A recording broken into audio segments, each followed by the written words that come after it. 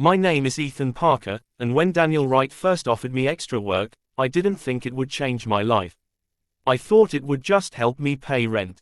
I was 23, newly hired as a junior administrative assistant at Wright Solutions, still learning how to sound confident on phone calls and how to pretend I wasn't constantly worried about money.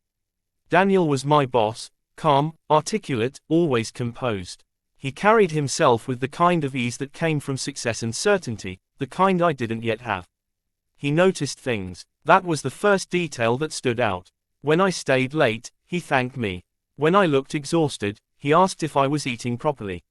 Small gestures, professional on the surface, but personal enough to linger in my thoughts longer than they should have. One evening, as the office emptied and the lights dimmed to their after-hours glow, Daniel stopped by my desk.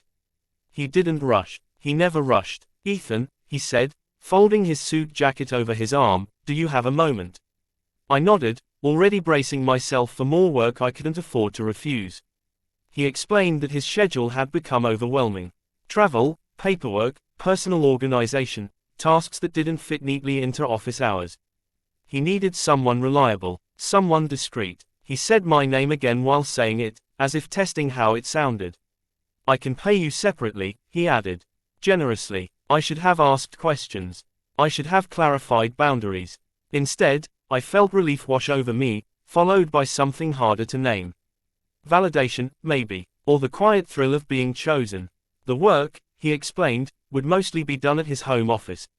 Filing personal documents, managing appointments, helping him organize parts of his life that had fallen into disarray. Nothing inappropriate, he said, reading hesitation in my silence. Just personal. I noticed then what he hadn't said. He didn't mention his wife. I knew about Laura Wright, of course.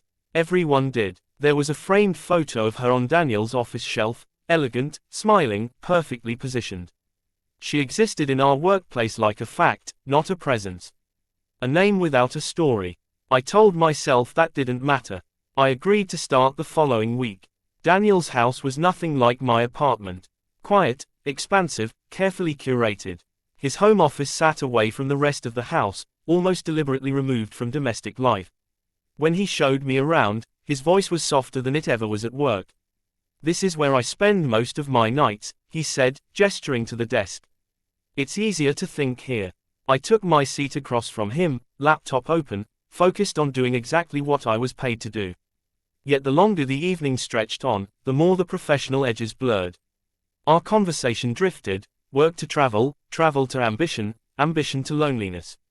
He didn't complain, but I sensed something unfulfilled beneath his words. Daniel listened when I spoke. Really listened. When I mentioned growing up unsure of myself, unsure of where I fit, his expression didn't shift to discomfort or dismissal. It softened. "You don't give yourself enough credit," he said quietly. That sentence stayed with me long after I left his house that night. The extra work became routine. 2 evenings a week turned into 3. Tasks that should have taken minutes stretched into hours because neither of us seemed eager to end the conversation. I told myself I was imagining the significance of it all, that this was simply what it felt like to be respected. But respect doesn't usually make your heart beat faster when someone says your name. Daniel never crossed a line. Not with his words, not with his hands, yet there was a carefulness to him, a way he chose silence instead of safe topics. He never spoke about Laura unless it was unavoidable. When he did, it felt rehearsed, distant, as if describing a role rather than a relationship. I noticed how he watched me when he thought I wasn't paying attention. Not hungrily, thoughtfully, as if he were weighing something. I should have recognized that look. I should have stepped back. Instead, I stayed, because at that moment, I needed the money. I needed the attention, and somewhere between the late hours and the quiet conversations, I needed him to keep seeing me the way he did. I told myself it was just work. But as I walked home one night, his words echoing in my mind, I understood something I wasn't ready to admit yet. This job was never just about paperwork. And I had already accepted more than I realized. By the 3rd week, my visits to Daniel Wright's home no longer felt unusual. They felt expected. He adjusted his schedule around mine now, pushing meetings earlier so I could arrive before dusk. The house was always quiet when I got there, untouched by the noise of family life. Laura Wright was never home. Daniel never explained why, and I stopped wondering aloud. Work still existed, technically. I organized files, responded to emails marked personal, and coordinated appointments he claimed he kept forgetting. But the real hours passed after the laptop closed. That was when the invisible lines began to blur. Daniel poured coffee instead of offering it, already knowing I'd accept. He asked questions that had nothing to do with tasks, how I slept, what I wanted from life, whether I ever felt like I was pretending to be someone more certain than I was. When I answered, he didn't interrupt or redirect. He absorbed every word like it mattered. No one had ever listened to me like that. One night, as rain tapped softly against the windows, Daniel spoke about his marriage for the first time without distance. He didn't criticize Laura, didn't assign blame. He spoke instead of quiet dinners, separate routines, conversations reduced to logistics. His voice remained controlled, but something underneath it felt worn thin. "I don't think she sees me anymore," he said, staring at his untouched coffee. "Not the way she used to." I didn't know what to say. I wasn't qualified to comfort a married man, especially not my boss. Still, silence felt worse than response. "She probably does," I offered. "Maybe just differently." Daniel looked at me then, really looked, and smiled faintly. "You're kinder than you realize, Ethan." That smile stayed with me long after I left. From then on, his loneliness became a constant presence between us. He never asked for sympathy outright, but he didn't push it away either. I filled the space instinctively, offering understanding, reassurance, companionship. It felt natural, even necessary. What I didn't admit, to him or to myself, was how much I needed it too. At work, Daniel remained unchanged. Professional, composed, untouchable. No one would have suspected that, hours earlier, we'd been sitting across from each other in quiet intimacy, sharing pieces of ourselves we never shared elsewhere. That separation made it easier to justify. Easier to lie. One evening, my phone buzzed as I was heading out. A message from Daniel. "You don't have to come tonight. Only if you want to." I stared at the screen longer than necessary. If this were truly just work, the message wouldn't have been worded that way. I knew that, yet I went anyway. That night, the tasks were minimal. He dismissed them quickly, saying he'd handle the rest later. We sat farther apart than usual, as if distance could compensate for something neither of us was saying. "You could leave," Daniel said suddenly. "I wouldn't hold it against you." "For what?" I asked. "For staying longer than you need to." I stayed. The air felt heavier after that, charged with meaning neither of us named. When our eyes met, they lingered a second too long. When silence fell, it wasn't awkward, it was deliberate. I became aware of how carefully Daniel avoided touching me, passing objects just out of reach, standing before sitting, as if restraint itself had become a daily exercise. That restraint scared me more than recklessness would have. I began to notice the cost of my involvement. I avoided talking about my evenings with friends. I declined invitations without explanation. Parts of my life were being edited out quietly, replaced with him. One night, as I gathered my things to leave, Daniel spoke my name softly.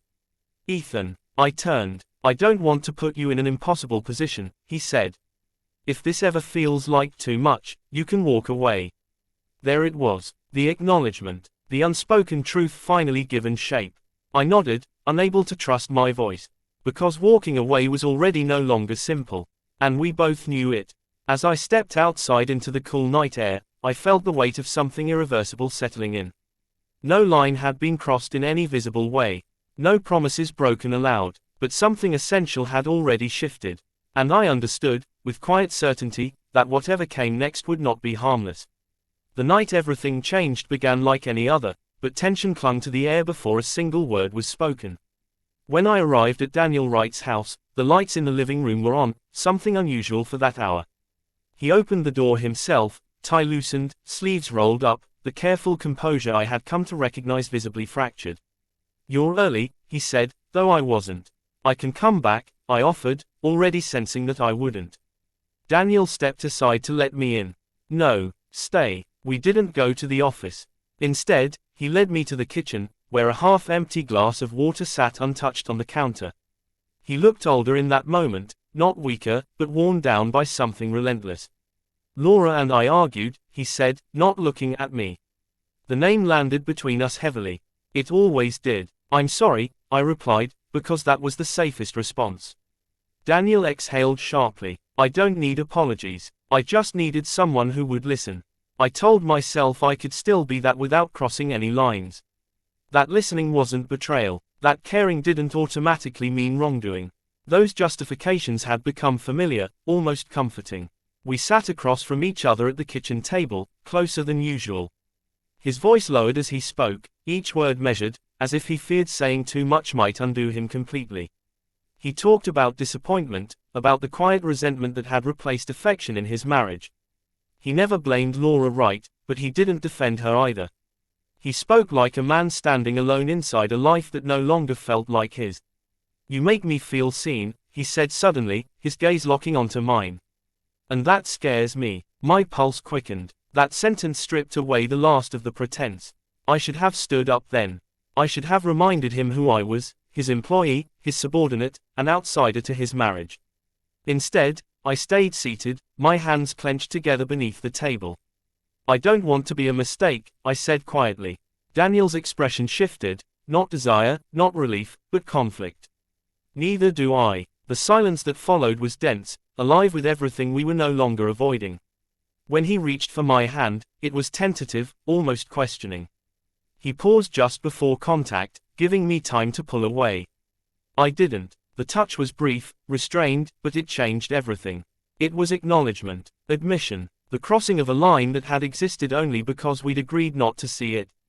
I shouldn't, Daniel murmured, though he didn't let go.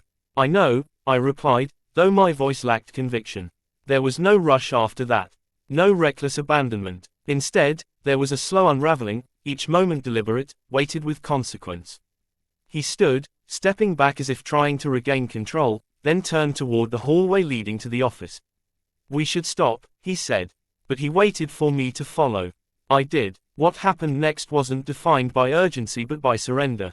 Not to desire alone, but to the truth we had been circling for weeks. Words were exchanged, quiet, fragile, honest. Feelings confessed not as promises, but as facts that could no longer be denied. When it was over, when the gravity of it finally settled, the room felt different.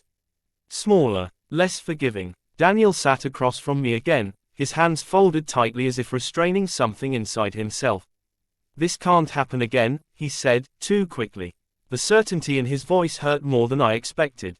I understand, I said, though the word felt hollow. He nodded, then added, no one can know. Especially Laura. There it was, the cost made explicit.